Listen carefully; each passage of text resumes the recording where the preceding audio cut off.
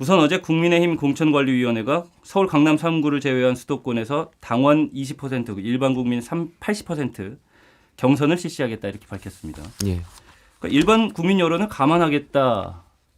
80%까지 높인 걸로 보면 예, 이런 취지가 담긴 것 같은데. 그렇죠. 미국 선거 그 고원에 이런 말씀이 있습니다. 그 당내 경선은 양극단으로 가고 공직 선거는 중앙으로 모인다.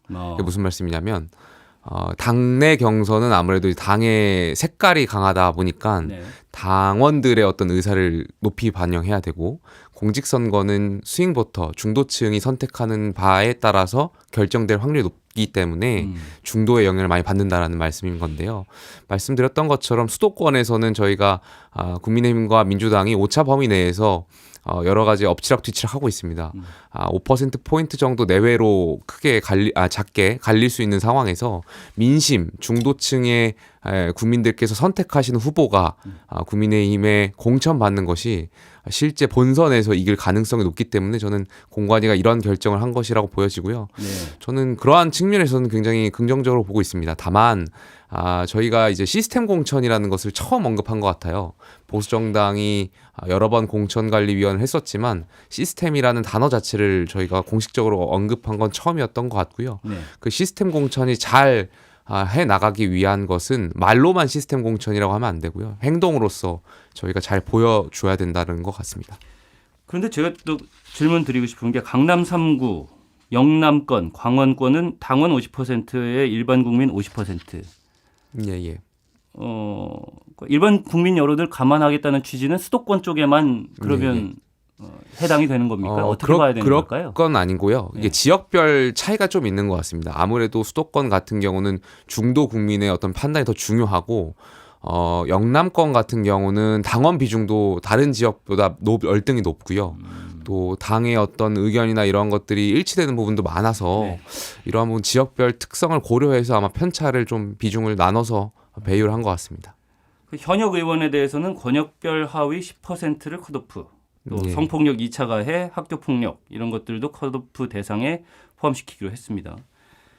이번 공관위 공천 기준에 대해서 발표된 것이 혹시 아쉽거나 하신 거는 없을까요?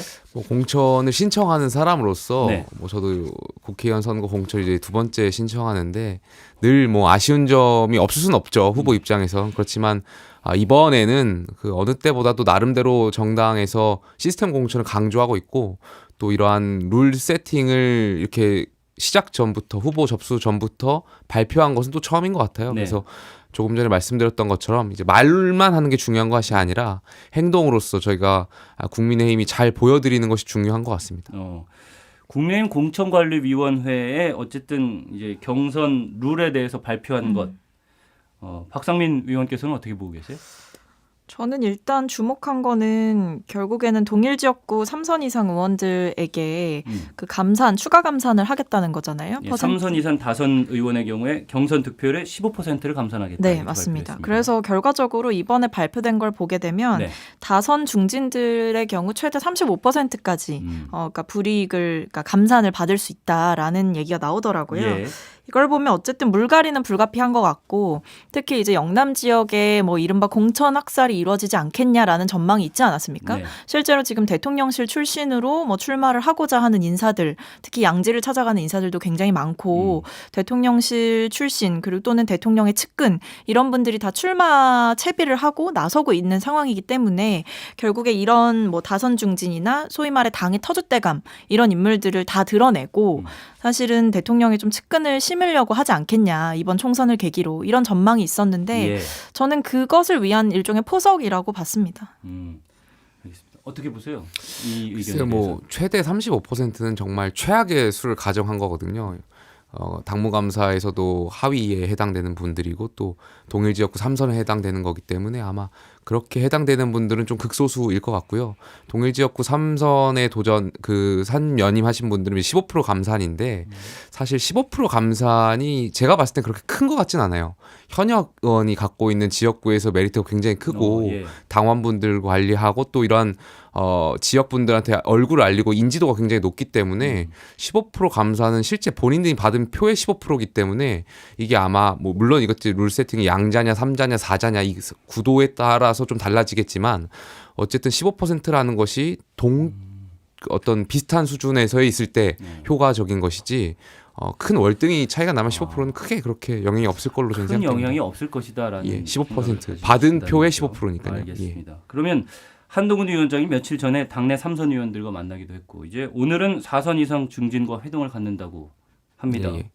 이게 뭐 헌신과 희생을 요구하는 그런 자리가 될지 뭐 이런 얘기들이 나오고 있는데 만남이 어떤 의미라고 봐야 될까요? 글쎄요, 뭐 이제 비대위원장이 처음 오셨고 이제 지난번에 3선 의원들하고 만남을 가지셨고 이제 예. 4선, 5선 의원들하고도 이제 인사 자리라고 저는 생각했어요. 이 자리에서 헌신을 요구할 것 같지는 않고요. 예. 예, 그냥 만남의 자리로 정도로만 인사 자리로 이해하시면 될 것 같습니다. 제가 조금 그럴까요? 전에 아까 15%가 큰 영향이 없다라고 말씀드렸던 것은 예. 반대로 이런 것도 있어요. 죄송합니다. 저희가 청년 가산점이 15%가 있습니다. 네. 이건 감산이 아니고 가산이요. 청년 가점 15%도 사실 그렇게 큰 영향이 없어요. 저희가 받은 표의 15%를 가산하는 거기 때문에 이게 상대 경쟁자와 동점이라든지 이렇게 비슷한 수준이 있을 때나 효과적인 것이지 예. 어떤 차이가 클 때는 15% 가산으로는 이렇게 뭔가 크게 뒤집을 수 있는 영향은 아니어서 15% 감산도 마찬가지인 것 같습니다. 박성민 의원께서는 어쨌든 이것이 그 대통령의 의중을 좀 반영할 수 있는 방향으로 가는 것 아닌가라는 의구심을 말씀해 주셨는데 오히려 그렇게 큰 영향을 미치지 않을 거다라고 말씀을 해 주셔서 15% 감산. 예.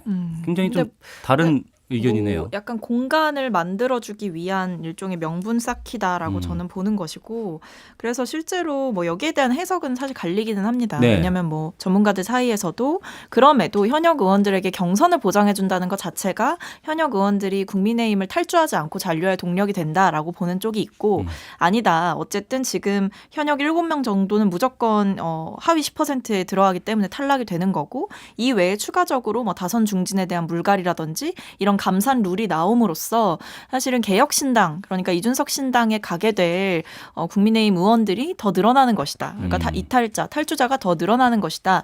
이렇게 보고 있는 상황이 많은데 저는 사실 후자에 조금 더 무게를 둡니다. 예. 그러니까 이게 사실 뭐 하위 10%, 뭐 하위 30% 의원들, 뭐 이런 그 의원들 명단을 만들고 할 때도 사실 당내에서 어떤 얘기가 나오냐면 기준이 있고 뭐 정량적인 기준이 이제 명시가 되어 있기는 하지만 사실 내부에서 정성적인 평가 기준도 있는 거 아니냐라는 얘기가 공공연히 나오거든요. 네. 그래서 소위 말해 뭐 대통령의 뜻 또는 뭐 당내 주류 세력의 입김 이런 것들이 작용하기도 한다. 이런 시각들이 있어서 사실 이게 마냥 정말 룰이다. 공정한 룰이다. 이렇게 말할 수 있냐. 거기에 좀 의구심이 드는 거죠. 알겠습니다. 민주당 쪽 얘기를 해보겠습니다. 그 임혁백 공천관리위원장이 최근 성희롱성 발언으로 논란을 빚은 현근택 민주연구원 부원장의 공천 문제와 관련해서 엄격하게 대응하겠다 이렇게 얘기를 했고 실제로 현근택 부원장이 어제 불출마 선언을 하기도 했습니다. 민주당도 이번 공천에 대해서 신경을 많이 쓸 수밖에 없는 상황인 것 같아요. 그러니까 사실 이런 게 하나하나가 다 시그널이죠. 뭐 그 좀 논란이 될 법한 분인 그런 이력을 가지고 있는 강의원이라는 분 같은 경우에도 이제 검증위에 넣었다가 그 신청을 철회하기도 하고, 그러니까 이분도 이제 뭐 성희롱 2차 가해 논란이라든지 이런 것들이 있는 분이거든요. 예. 그래서 어쨌든 이 검증에 넣었다는 거 그리고 그 결과의 기추가 주목되는 만큼 상당히 당 입장에서는 리스크로 작용할 수 있는 인물들이 뭐 검증위에 넣은 서류를 철회하거나 아니면 불출마를 선언하거나 이런 것들이 반복되고 있는 과정이거든요. 이거는 결국에 사실 모종의 정리가 있었다고 봐야 되는 게 맞는 거고 이런 부적격 인사들에 대해서는 출마를 허락하지 않을 생각이다라는 내부의 방침이 섰기 때문에 사실 이분들도 불출마를 하겠다 뭐 또는 이번 총선에서 도전하지 않겠다 이런 이야기들을 하게 되는 거죠. 그래서 민주당 입장에서도 아마 내부적으로는 문제가 될 만한 인사들을 좀 내부 정리를 하고 있는 단계인 것 같습니다. 내부 정리의 단계다. 20일까지 지역구 후보자 신청을 받는다고요? 네, 맞습니다. 그리고 뭐 공간이 면접도 거치게 될 거고요. 예. 뭐 지역에서 경쟁력 평가 이런 것들이 다 이루어질 예정이라 이번에 사실 예비 후보자 검증 이런 거는 아주 1차적인 단계이고 설령 적격을 받았다고 하더라도 좀 문제가 되는 인사들 같은 경우에는 공관위에 넘길 때 좀 세밀하게 심사를 해야 된다 이런 것들을 따로 통보를 한다고 들었어요. 그런 면에서 공관위에서 아마 문제가 있는 인사들은 좀 걸러지지 않을까 추가적으로 그렇게 생각합니다. 최근에 그 미래대연합 조웅천 의원이 두만강 건너려는 의원들이 있다 뭐 이런 말을 했다고 하더라고요. 그러니까 민주당의 공천 잡음과 관련된 이야기인 것 같은데 일부 의원들이 고민이 많다 이런 얘기들도 나오고 있고요. 당내 분위기는 어떤지 좀 전해주실까요? 이와 관련해서? 뭐 두만강을 건너려는 분들이 얼마나 계신지는 전 잘 모르겠지만 네. 근데 제가 들은 거는 일단은 내부에서 막 이렇게 가시적 반발이 나오고 있는 상황은 아니에요. 그리고 뭐 지도부한테 뭔가를 요구하고 이걸 받지 않으면 뭐 단체로 문제 제기하겠다 이런 상황은 아닌데 어쨌든 조금 문제의식과 우려는 공유하고 있는 상황. 그러니까 예를 들면 이런 거거든요. 그 얼마 전에 기사로 났는데 비공개 중진 의원들이 비공개 회동을 했다라는 기사가 났어요. 민주당 중진 의원들이. 네. 근데 이분들이 만나서 무슨 얘기를 했냐라고 보니까 공정한 공천 과정에 대한 논의가 있었다. 그러니까 소위 말해 최근에 이제 예비 후보자 검증하는 과정에서 나왔던 잡음 이런 것들에 대한 우려가 있고 네. 그리고 뭔가 개파나 이런 거에 따라서 찍어내기 공천이 있는 것 아니냐라는 우려가 있다라는 얘기는 사실 많이 나왔잖아요. 네. 여기에 대한 뭔가 의견 교환이 있었다고 해요. 근데 다만 뭔가 이제 지도부를 향해서 요구사항을 정리했다거나 그런 자리는 아니었고 그냥 우려와 뭐 통합형 선거대책위원회 체제 뭐 이런 것들을 좀 이제 고민을 했다. 그러니까 이런 거는 제가 느꼈을 때 지도부한테 뭔가 항의의 시그널이라기보다는 일단 잠재된 우려가 있는 거고 이런 좀 위기의식 이런 것들이 당내에 상당히 공유가 되어 있다. 그래서 좀 공정한 공천 관리, 경선 관리가 이번 선거 승리의 키다라고 내부에서는 공유가 되고 있는 것 같습니다. 그 모여서 고민을 한 내용은 그러면 어떤 식으로 전달은 돼야 될 거 아니겠습니까? 어쨌든 뭐 일단 기사가 났으니까 네. 다 보셨을 텐데 네. 이런 중진 회동이 있었다라고 하면 어쨌든 이제 중진 의원들한테도 뭐 지도부라든지 이런 분들이 의견을 구하고 조언을 구하고 하는 과정이 있을 거 아니에요. 그런 과정에서 충분히 얘기가 전달되지 않을까 싶습니다. 예. 현역 의원들 입장에서 여야 막론하고 예. 만약 이제 경선이 들어가려고 하는데 그 현역 의원들한테 경선 룰이 뭔가 불리해 보인다. 각자가 이제 모델링을 해보지 않겠습니까? 그렇죠. 근데 불리해 보인다라고 했을 때 현역 의원들이 이제 선택지가 두 가지 있는 것 같아요. 왜냐하면 경선에 참여했다가 패배하면 본선에 출마를 못하게 돼 있는 선거법이 네. 있기 때문에 네. 그렇게 만약에 불리한 경선 룰이라고 판단이 되면 현역들 입장에서는 신당에 참여를 하거나 아니면 무소속으로 출마하거나 이 두 가지 경선 전에 네. 이런 판단이 있을 수 있기 때문에 아마 조홍천 의원이 그러한 것을 좀 말하지 않았나 생각됩니다. 그러니까 경선 전에도 이제 이탈을 할 수 있다라는 가능성을 언급한 것이다. 예. 지금까지 얘기는 나오는 거는 어쨌든 경선이 끝나고 나면 공천이 되고 나면 이제 거기서 탈락한 의원들이 제3지대로 옮겨갈 가능성이 크다 이런 얘기는 계속 나오고 있는데 그러니까 경선에 참여하면 해당 지역구의 본선은 그 선거에 출마할 수가 없습니다. 알겠습니다.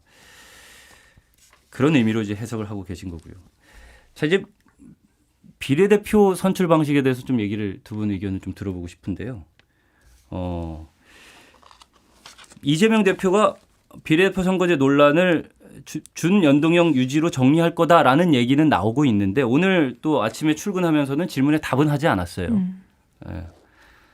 민주당 방안은 아니지만 어쨌든 최근에 홍익표 원내대표가 병립과 준연동형 반반 얘기 그렇게 생각하고 있다. 뭐 이런 아니, 뭐 얘기도 치킨도 나와. 아니고 네. 반반 치킨도 아니고 양념 반 프라이드 반도 아니고 그래서 이게 어떻게 정리가 되고 있는 건지 되게 궁금하거든요. 일단은 김용태 의원, 그 국민의힘은 뭐 한동훈 비대위원장이 원래대로 해야 된다 이 얘기했고요. 윤재욱 원내대표도 복원해야 된다라고 했고 어쨌든 국민의힘은 확고하게 이전 방식으로 돌아가는 걸로 정리가 된 겁니까? 저희 당 당론은 네. 4년 전에 이 선거제가 처음 시작될 때부터 병립형을 주장했었고요. 네. 지금도 거기에 맞춰서 병립형을 이야기하고 있는 겁니다. 근데 이 선거제의 핵심은 결과적으로 민주당이 갖고 있어요. 민주당이 다수당이기 때문에 예. 민주당이 여기에서 대해서 어떻게 선택하느냐에 따라서 달라질 텐데 지금 선거가 이제 80일밖에 남지 않았습니다. 근데 아직도 민주당은 여기에 대해서 당론을 결정하지 않고 있어요. 도대체 민주당이 어떤 생각을 하는지 여야 간에 좀 대화가 오가야 되는데 민주당이 어떤 의견을 말하지 않다 보니까 이 선거제가 지금 붕 떠 있는 거거든요. 하루빨리 민주당이 좀 입장을 정리해 주셨으면 좋겠습니다. 그 한동훈 위원장이 민주당의 입장 뭔가 이렇게 직접적으로 또 묻기도 했습니다. 박 의원님께서 좀 민주당은 어떻게 비례제 정리를 하는 게 현실적이다 이렇게 보고 계신지 좀 정리를 해주실까요?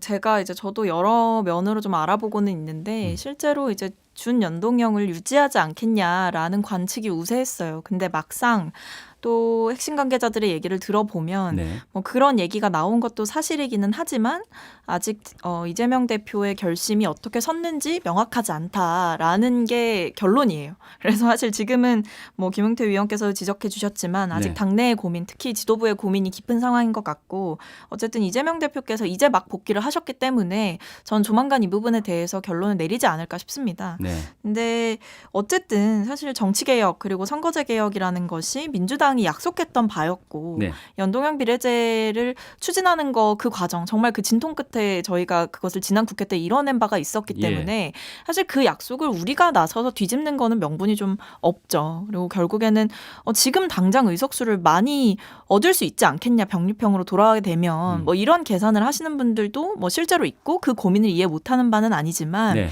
그것만으로 또 정치를 하는 게 아니지 않습니까? 그리고 병립형으로 돌아간다고 하더라도 오히려 괘씸죄로 더 심판받을 수도 있는 거고 저는 여러 면에서 민주당이 약속을 지키는 방향 그러니까 준연동형 비례제를 유지하는 방향으로 가는 게 맞지 않을까라고 개인적으로 생각을 하고 있습니다. 오히려 국민의힘에서 아주 당당하게 우리는 준연동형을 유지한다면 의성정당을 만들 거다라고 공언을 하는 것 자체가 저는 조금 황당하다는 거죠. 그러니까 최근 뭐 한동훈 비대위원장이 얘기하는 거를 보면 뭐 국회의원 수를 감축하겠다.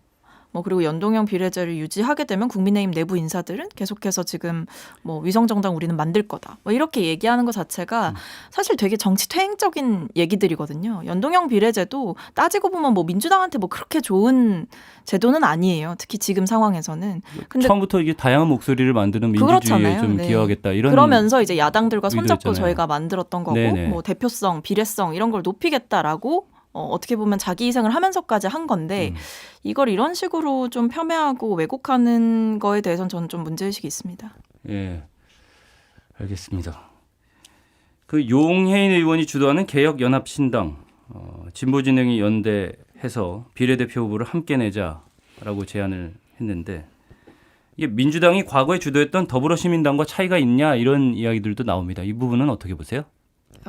뭐 지금 일단 더불어시민당 같은 경우에는 뭐 당시에 이제 위성정당을 뭐 양당 다 만들었었잖아요. 그러면서 사실은 이제 민주당 후보들이었던 거죠. 그러니까 시민당의 후보였지만 이제 민주당이 생각했던 뭐 후보들이었던 건데 이제 이 용해인 의원이 주도하는 개혁연합신당이라는 거는 사실 이제 독자적으로 후보를 만들고 세력 선거연대를 일종의 하자는 거죠. 그래서 어떻게 보면 뭐 뿌리가 같다고도 할 수가 없고 또는 뭐 당장 선거에선 연대한다고 하더라도 이제 정치적인 노선에서 과연 지금은 우리가 합의를 약속하지만 이제 추후에 과연 그런 것들이 합의가 실질적으로 가능하겠느냐 이런 것도 생각해 볼 만한 지점인 것 같습니다. 그래서 제가 봤을 때는 꼼수예요. 야합이고요. 예. 위성정당하고 다를 게 없습니다. 그러니까 선거라는 것이 비례대표라는 것이 그 정당이 갖고 있는 가치에 대해서 국민들이 투표하시는 거잖아요. 근데 선거 앞두고 모였다가 다시 비례대표 배출하고 다시 흩어지는 게 저는 이거는 꼼수라고 생각돼요. 네.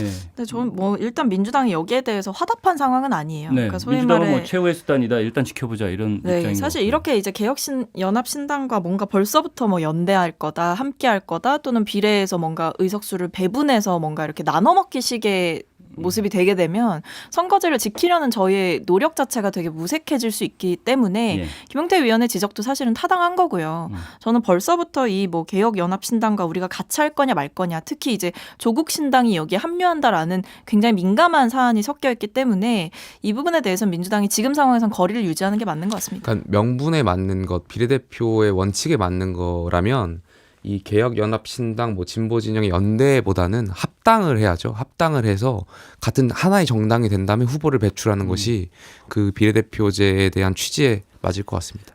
뭐 그 부분에 대해서는 용해인 의원은 합당은 안 한다라는 뭐 이야기를 했던 것 같고요. 어쨌든 계속해서 이 부분은 멋지게 지면 무슨 소용이냐라는 얘기와 멋지게 이길 수도 있다라는 얘기가 돌면서 이탄희 의원 같은 경우에는 어쨌든 준연동형 비례제 꼭 지켜야 된다라고 이제 말씀을 하곤 하지 않았습니까? 네.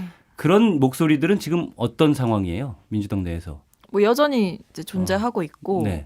그만큼의 세력이 있기 때문에 사실 지도부도 갈팡질팡하는 모습이 있는 것 같아요. 그러니까 멋지게 지면 무슨 소용이냐 이런 말씀을 어쨌든 대표께서 하셨고 그때 굉장히 어떻게 보면 당내에 좀 술렁 있는 목소리가 있었고 그리고 이탄희 의원을 비롯한 여러 이 연동형 비례제를 유지해야 된다라는 목소리가 실제로 세력화되어 있기 때문에 예. 한 70여 명 정도 되는 걸로 알고 있는데 더 될 수도 있고요. 그런 면에서 이게 결코 이제 무시할 만한 목소리는 아니다라는 거죠. 그래서 아마 고민이 많은 것 같습니다. 네. 국민의힘 쪽에서 아까 박 의원께서도 잠깐 얘기했는데 민주당이 준연동형 비례대표로 가면 위성정당 만들겠다라는 거는 국민의힘의 명확한 입장인 겁니다. 아니 뭐 그렇게 말씀하신 건 아니고요. 네. 준연동형으로 가게 돼서 민주당이 뭔가 여기에 대해서 액션을 한다면 네. 그 액션이 아마 위성정당인 거겠죠. 한다면 저희도 플랜 B를 가지고 있다라는 말씀이니까 저희가 먼저 나서서 하겠다라는 취지는 아닌 것 같습니다. 아 그런 뜻인가요? 알겠습니다. 자, 이 얘기도 해보겠습니다. 이제 어제 그 한동훈 국민의힘 비대위원장이 인천에 가서 국회의원 정수를 300명에서 250명으로 줄이는 법 개정을 발의하겠다라고 했습니다. 그러면서 민주당한테 이번에도 반대할 거냐라고 묻기도 했고요. 국회의원 정수 축소에 대해서 두 분은 어떤 생각인지 좀 듣고 싶은데. 저는 정답이 있는 문제는 아니라고 생각해요. 예. 우리 헌법 41조에 국회의원 정수는 200명 이상으로 되어 있고, 네. 그다음 나머지는 이제 자세한 사항은 이제 법률로서 정하게 되어 있는데 국민적인 합의가 이루어지는 부분이니까. 그렇지만 이제 여러 가지 국민적 여론에 대해서는 국회의원 수를 줄이는 것이 어떠냐라는 말씀들도 있었던 것 같고 사실 저는 이것을 개혁에 대한 어떤 의지라고 봤어요. 국회의원 스스로가 기득권을 내려놓는 거잖아요. 우리가 우리 스스로 밥그릇을 줄이겠다라고 말하는 거니까 그 개혁의 동력을 발판 삼아서 앞으로 정치 개혁들을 해나가겠다. 네. 이런 의지의 표현으로 저는 생각했습니다. 알겠습니다. 박 의원님께서는 어떻게. 근데 저는 한동훈 비대위원장이 굉장히 지속적으로 정치 혐오, 정치 불신의 메시지를 발신한다고 생각합니다. 그러니까 이렇게 이런 그 의원수 줄이는 거 있잖아요. 네. 의원 정수 줄이는 거는 뭐 민주당 내에서도 지적이 나왔었는데 한동훈 비대위원장이 이런 발언은 사실 과거에 뭐 안철수 의원의 발언이나 뭐 허경영 이제 정당인의 발언과도 뭐 괴를 같이 한다 이런 거예요. 그러니까 옛날에 이미 다 나왔던 얘기고. 네. 그럼에도 근데 우리가 의원수를 사실 줄일 게 아니라 늘려야 되는 게 아니냐라는 게 전문가들의 지적이기도 하잖아요. 근데 이런 게 결국에는 지금 현행의 국회의원들이 대표성, 비례성을 가지고 지역 주민들을 비롯해서 정말 국민들의 의견을 대변할 구조냐. 그러니까 오히려 지금 다른 뭐 해외 사례나 이런 거랑 비교했을 때 그 국민 인구에 비해서 사실은 의원수가 적은 것 아니냐 이런 지적도 있을 정도로 지금 뭔가 의원수를 줄이겠다라고 얘기하는 건 사실 정치 혐오를 이용하는 거죠. 정치 혐오를 부추기는 거고요. 정치 혐오에 편승해서 일종의 포퓰리즘을 하는 거라고 저는 생각합니다. 이준석 대표가 이런 얘기를 했더라고요. 오늘 아침에 국회의원 정수 축소가 나오면 특권 내려놓기라는 주제가 나오면 그러면 정치개혁은 뚜렷한 정치개혁은 없다는 뜻이다. 그러니까 정치개혁할 게 다른 게 없으니까 맨 마지막에 꺼낼 수 있는 특권 내려놓기 나온 거다. 보통 신당이나 예. 특히 이제 야당들은 아무래도 이제 의원 수가 늘어나야 좀 어떤 원내 진입할 가능성이 높지 않습니까? 네. 그래서 대부분의 신당이나 이러한 분들은 이제 의원 정수를 확대하는 방향에 동의하시는 것 같고 아무래도 이제 국민의힘 같은 경우는 여러 차례 뭐 지난번에 김계현 대표 체제에서도 이 말씀을 던진 적이 있고요. 뭐 또 여러 번 저희가 오래전부터 이 논의가 있었던 거고 거기에 연장선상에서 좀 말씀드린 거고 저는 이 250명으로 만약에 줄이게 된다면 국민들께서 과연 그게 될까 이렇게 좀 의심하실 것 같아요. 그래서 저희가 정말 당론으로 추진하려고 한다면 이 타임테이블에 대해서 명확하게 설명하시는 게 좀 필요할 것 같아요. 국민들을 설득하고 우리가 이 의지의 더 표현을 담아서 앞으로 내년 7월에 이제 개원을 하게 되면 어떠한 메커니즘에 의해서 이 법안을 처리해 나갈지에 대한 설명이 좀 필요하지 않나 그렇게 생각돼요. 근데 그러니까 욕먹는 정치의 모습을 어떻게 바꾸겠다라고 얘기하는 게 개혁인 거지. 네. 욕먹으니까 사람 줄이겠다. 뭐 그럼 정치에 대한 혐오가 한 번씩 더 강화될 때마다 뭐 50명씩 줄일 건가요? 네. 그럴 문제가 아니라는 거죠. 그런 점에서 이거는 되게 전형적인 5천만의 언어를 쓰시겠다고 했지만 정말 전형적인 정치 혐오 논리다라고 생각합니다. 김용태 위원께 여쭤보고 싶은 건 개혁에 대한 의지라고 표현을 하셨는데 그러면 실질적으로 이 의지가 만약에 국회의원 정수 축소를 의지라고 본다면 실질적인 개혁에 대한 방안은 이거 외에 뒤에 계속해서 발표될 거라고 보십니까? 저희가 그 최근에 한 4가지 정도 발표하신 것 같아요. 네. 그 중에 한 가지가 그 귀책 사유가 있은 정당에 그러니까 재보궐선거에서 후보를 내지 않겠다. 너무 상식적인 거잖아요. 네. 근데 국민의힘도 지난 강서구청장 재보궐선거에서 이 부분을 지키지 못했고 뭐 민주당도 그렇습니다만 양당이 너무 상식적인 부분에 있어서 잘 지켜오지 못했던 것에 대해서 정치 개혁에 대한 의지를 많이 여러 차례 말씀하셨던 것 같아요. 그래서 네. 앞으로도 뭐 계속해서 말씀하시겠지만 뭐 여태까지 말씀하신 거에 더해서 생각하시면 될 것 같습니다. 네, 알겠습니다. 지켜보도록 하겠습니다. 두 분 다 뭐 거대 양당 당내에 계시지만 제3지대 얘기를 안 할 수가 없어서 네. 이 부분도 좀 얘기를 나눠보겠습니다. 이낙연 전 민주당 대표가 주도하는 신당 새로운 미래 어제 창당 발기인 대회 열고 본격적인 정당 설립 절차에 나섰습니다. 제3지대 주요 인물들이 다 한자리에 모였다 이렇게 보도가 되기도 했고요. 뭐 일각에서는 품앗이하는 그림 같다라는 말도 나왔습니다. 청년 정치인 두 분으로서 요즘 이 제3지대 상황을 어떻게 보고 계신지 정리된 의견들을 좀 들어볼 수 있을까요? 저는 위아더 월드 같아요. 손에 손 잡고 위아더 월드 뭐 이런 건가요? 그러니까 이 신당이 아무래도 지금 국민적 여론에 따라서 이제 합치라 이렇게 합쳐서 뭔가 후보를 내라 이러한 여론도 있는 것도 사실인 것 같고요. 그러다 보니까 일종의 반윤을 기치로 내걸면서 네. 뭔가 좀 연대를 하려고 하는 것 같은데 저는 끊임없이 의심을 할 것 같아요. 서로 간에. 이낙연 전 대표 같은 경우에는 이준석 전 대표가 혹여나 선거가 끝나고 다시 국민의힘으로 뭔가 합치지 않을까에 대한 우려가 있을 수도 있고요. 의심이 있을 수 있고요. 이준석 전 대표 입장에서도 마찬가지일 거예요. 이낙연 전 대표라든지 이른바 원칙과 상식의 의원분들, 민주당 전 의원분들이 민주당에 과거에 있었던 의원분들이 선거가 끝나고 나면 다시 민주당으로 가려고 하는 거 아닌가. 이러한 끊임없이 의심이 있기 때문에 이 의심을 확인하고 하면서 비례대표 결정 권한이라든지 여러 가지 갈등이 있을 수밖에 없을 겁니다. 그래서 이 의심을 어떻게 잘 해결하고 갈등을 잘 풀어나가는지가 이 제3지대 신당의 핵심이지 않을까 생각합니다. 박 의원님. 저는 뭐 고장난 폭주기관차 같다라는 생각을 해봤는데요. 네. 그러니까 사실 이게 제3지대라는 거는요. 여러 가지 이제 정치적인 공유, 방향 이런 것들을 가지고 나아가야 되는 거고 네. 정치는 사실 가치와 신념으로 하는 거잖아요. 근데 신당이 사실 이제 막 뭐 발기인 대회하고 이제 막 당명 정하고 막 이러고 있는데 벌써부터 우리는 뭐 무조건 같이 갈 거다 이런 식의 이제 시그널을 서로가 계속해서 보내고 있는 게 뭐 그렇게 좋아 보이지 않아요. 그러니까 정말 어떤 정치적인 방향성에 맞아서 우리가 같이 가겠다 이게 아니라 네. 우린 무조건 이겨야 되니까 무조건 기호 3번을 먹어야 되니까 되게 인위적으로 좀 이렇게 합체하고 있는 듯한 느낌? 근데 그게 과연 신당이 추구할 모습이냐라는 거죠. 그런 면에서 일종의 이제 정치적인 그 계산 하에서 이루어지는 동맹 같은 거라 뭔가 그렇게 새로운 방향성이나 기대가 좀 크게 되기는 어려운 상황인 것 같습니다. 네. 역시 양당에 계신 분들께 여쭤보니까 제3지대에 대해서는 부정적인 의견이 나올 수밖에 없는가라는 생각이 드네요. 이게 시간이 다 되긴 했는데 짧게 이것만 여쭐게요. 그 제3지대 연합 통합 굉장히 지금 관심이 쏠리고 있는데 통합의 가능성은 있다고 보십니까? 짧게 좀 답을 해주시면요. 선거를 위해서 또 국민의 여론이 아마 합치라는 명령들이 많을 겁니다. 예. 그래서 통합의 가능성은 있지 않을까 생각합니다. 박 의원님은요? 저도 뭐 결국에 키를 이제 아마 이준석 위원장의 개혁신당이 조금 가져가게 되지 않을까라는 생각이 드는데 여러 면에서 근데 최근에는 이준석 위원장이 조금 거리를 두고 계시더라고요. 다른 신당들과.